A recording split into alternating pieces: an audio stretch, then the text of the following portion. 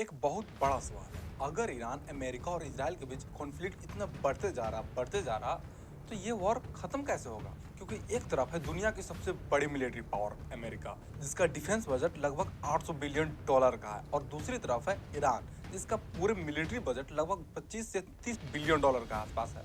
पहली नजर में ये लगता है कि ये फाइट बहुत जल्दी खत्म हो जानी चाहिए, लेकिन असली पिक्चर इससे काफी ज्यादा कॉम्प्लेक्स है। हम कभी सरेंडर नहीं करेंगे, जरूरत पड़ी तो 10 साल तक लड़ेंगे। तो सवाल ये है, अगर पावर में इतना बड़ा डिफरेंस है, तो ईरान इतनी बड़ी पावर को चैलेंज कैसे कर रहा है?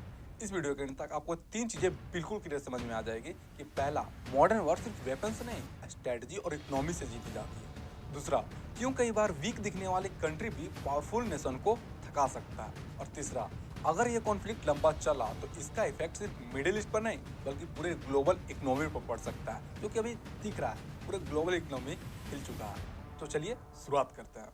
सबसे पहले एक बात समझनी जरूरी है। जब हम वॉर के बारे में सोचते हैं तो अक्सर हमारे दिमाग में क्या आता है? Tank, fighter jet, missile systems और ह्यूज आर्मी।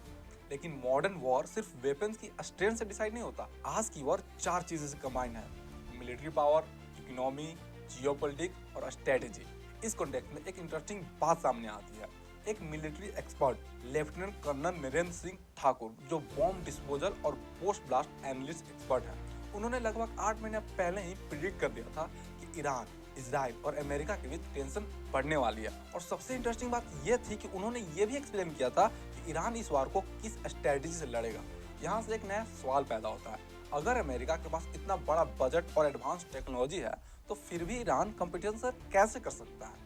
इसका जवाब है वॉर इकोनॉमिक्स। और यही वो जगह है जहां मॉडर्न वॉर का सबसे बड़ा सीक्रेट छुपा हुआ है। अगर हम तीन इंपॉर्टेंट चीजें समझ जाएंगे: पहला, कैसे सस्ते वेपन्स महंगे वेपन्स को चैलेंज कर देते हैं। दूसरा, क्यों स्ट्रेट ऑफ हॉर्मुज को कई लोग इकोनॉमी न्यूक्लियर बॉम्ब कहते हैं। और तीसरा, फ्यूचर में वॉर कैसे चेंज हो रहे हैं। फर्स्ट, मॉडर्न वॉर का सबसे बड़ा गेम कॉस्ट है। एक एग्जांपल से समझते हैं। ईरान के पास एक ड्रोन है, शहीद ड्रोन। इसके प्राइस लगभग 20,000 से 40,000 डॉलर होती है। लेकिन जब इस ड्रोन को रोकने के लिए इंटरसेप्टर मिसाइल्स लॉन्च की जाती है, तो उसकी प्राइस 3 से 4 मिलियन डॉलर होती है, यानी लगभग 100 टाइम्स ज्यादा। सोचिए, अगर एक ड्रोन का रोकने के लिए 2 इंटरसेप्टर मिसाइल चलाने पड़ जाए, तो एक सस्ते ड्रोन गिराने के लिए करोड़ों ऑफ रुपीज खर्च हो जाते हैं। और यहीं से वॉर का डायरेक्शन कंप्लीटली चेंज हो जाता है। वॉर के पहले ही 100 घंटे में अमेरिका और इजराइल के बिलियंस ऑफ डॉलर खर्च करने पड़े। और ये सिर्फ मिसाइल्स की प्राइस नहीं होती, और इसके अलावा कई चीजें खर्च होती है, जैसे कि aircraft carriers,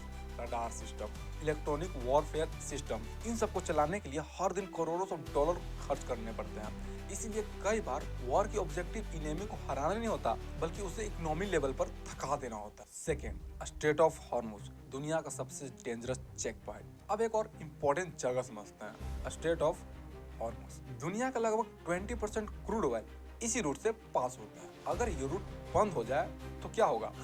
oil prices suddenly बढ़ जाएंगे, ट्रांसपोर्ट महंगा हो जाएगा, इनेमी क्राइसिस क्रिएट हो सकता है, और पूरी ग्लोबल इकोनॉमी हिल सकती है। और आपको अभी दिख सकता है कि पूरे भारत में अभी गैस की प्रॉब्लम कैसे हुई है। और इसीलिए कई एक्सपर्ट भी कहते हैं, ईरान के पास चाहे न्यूक्लियर बम ना हो, लेकिन स्ट्रेट ऑफ हॉर्मुज खुद एक इकोनॉमी न्यूक्लियर बम है। क्योंकि इसे बंद करने का सिर्फ थ्रेट दुनिया के मार्केट को हिला सकता है। थर्ड, मॉडर्न एयर डिफेंस कैसे काम करता है। अब एक इम्पोर्टेंट चीज समझते हैं। जब लोग एयर डिफेंस सिस्टम का बारे में सुनते हैं, जैसे कि आयरन डोम, तो अक्सर उन्हें लगता है कि सिटी के ऊपर कोई इनविजिबल सीट बनी हुई हो। लेकिन रियलिटी डिफरेंट है। ये कोई फिजिकल डोम नहीं है, ये तीन चीजों का कॉम्बिनेशन होता है। पहला, रडार, कंट्रोल सिस्टम, और फिर इंटरसेप्टर मिसाइल्स। रडार आसमान में आने वाले ऑब्जेक्ट को डिटेक्ट करता है। कंप्यूटर सिस्टम कैलकुलेट करता है कि मिसाइल्स कहाँ गिरेगी, और डेंजर लगे तो इंटरसेप्टर मिसाइल्स लॉन्च की जाती है, जो हवा में ही अटैक को डिस्ट्रॉय करने की कोशिश करती है। लेकिन यहीं पे एक इंपॉर्टेंट लिमिटेशन है। दुनिया का कोई भी air defence system 100% protection guarantee नहीं लेता। अगर एक साथ बहुत सारी मिसाइल्स या ड्रोन्स आ जाए, तो कुछ मिसाइल्स सिस्टम को क्रॉस कर सकती है। और इसीलिए मॉडर्न वॉर में ड्रोन अटैक एक बड़ा चैलेंज बन गया है। फोर्थ, एसिमेट्रिक वॉरफेयर, वीक की स्ट्रेटजी।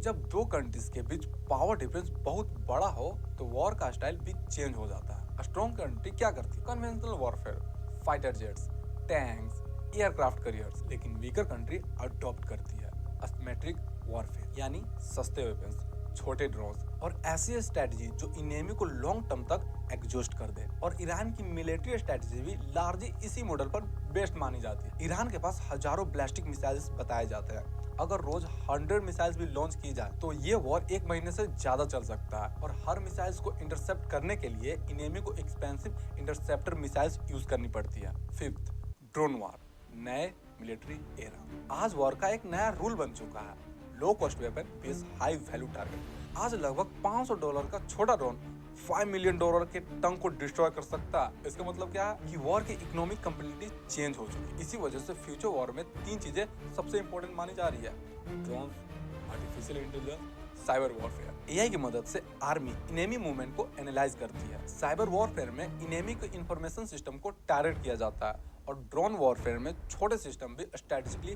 बड़ा डैमेज कर सकते हैं। 6, वॉर सिर्फ जमीन पर नहीं दिमाग में भी लड़ जाती है। आज एक और टाइप का वॉर सामने आया है, इंफॉर्मेशन वॉरफेयर, यानी लोगों के दिमाग में वॉर, जैसे कि सोशल मीडिया, नैरेटिव, प्रोपेगेंडा, इन सब को यूज करके किसी कंट्री के अंदर पॉलिटिकल इंस्टेबिलिटी क्रिएट की जा सकती है। और इसी कॉन्टेक्स्ट में एक टर्म यूज होता है, कलर रेवोल्यूशन। इसका मतलब होता है कि किसी कंट्री में लार्ज स्केल पर प्रोटेस्ट क्रिएट करके गवर्नमेंट चेंज करने की कोशिश। यानी मॉडर्न वॉर सिर्फ वेपन से नहीं, नैरेटिव से भी लड़ी जाती है, जो कि आपको हमारे इंडिया के बगल में दिखे होगी, नेपाल, बांग्लादेश। 7, वॉर में सिविलाइजेशन और माइंडसेट का रोल। एक और डीप पॉइंट समझना जरूरी है। कुछ कंट्री सिर्फ मिलिट्री पावर से नहीं लड़ती, वो अपनी सिविलाइजेशन, हिस्टोरिकल आइडेंटिटी से लड़ती है। ऐसे कंट्रीज के लिए डिफेक्ट एक्सेप्ट करना बहुत डिफिकल्ट होता है। ईरान को कई एनालिटिक्स इसी कैटेगरी में रखते हैं। अगर Iran officially surrender word use कर दे तो उसकी पूरी पॉलिटिकल स्ट्रक्चर फ्यूचर में आ सकती है। इसीलिए कई एक्सपर्ट मानते हैं कि ईरान वॉर हार सकता है, लेकिन फॉर्मर सरेंडर शायद कभी नहीं करेगा। अब इस पूरे कॉन्फ्लिक्ट से कुछ इंपॉर्टेंट इंसाइट निकालते हैं। पहला बात है, मॉडर्न वॉर सिर्फ मिलिट्री स्ट्रेंथ से डिसाइड नहीं होती है, स्ट्रेटजी और कॉस्ट भी उतना ही इंपॉर्टेंट होता है। दूसरी बात, वीक कंट्रीज भी स्मार्ट स्ट्रेटजी से पावरफुल नेशन को चैलेंज कर सकती है। सस्ते ड्रोन्स, मिसाइल्स की लार्ज क्वांटिटी और इकोनॉमिक प्रेशर, इन सब का यूज करके वॉर को लंबा खींचा जा सकता है, जो कि ईरान, अमेरिका और इजराइल के साथ कर रहा है। तीसरी बात, आज वॉर सिर्फ बैटलफील्ड पर नहीं बल्कि इकोनॉमी, इंफॉर्मेशन और टेक्नोलॉजी के लेवल पर भी लड़ी जा रही है। और चौथी बात, कई बार वॉर का एंड बैटलफील्ड पर नहीं होता बल्कि पॉलिटिकल और इकोनॉमिक प्रेशर से होता है। जब ग्लोबल इकोनॉमी इम्पैक्ट होने लगती है तो बाकी के कंट्रीज भी इंटरवीन करने लगते हैं। तो अगर हम शुरुआत वाले सवाल पर वापस आए, ये वॉर खत्म कैसे होगा? पॉसिबिलिटी है कि कोई भी साइड ऑफिशियली डिफेक्ट एक्सेप्ट ना करे। अक्सर ऐसे कॉन्फ्लिक्ट का एंड एक कॉम्प्रोमाइज से होता है, जहां हर साइड अपनी अपनी विक्ट्री स्टोरी बनाती है। ईरान कह सकता है उसने दुनिया के सबसे पावरफुल नेशन से सामना किया और सरेंडर नहीं किया। और अमेरिका और इजराइल कह सकता है उन्होंने ईरान की मिलिट्री कैपेबिलिटी को सीरियस डैमेज पहुंचाया।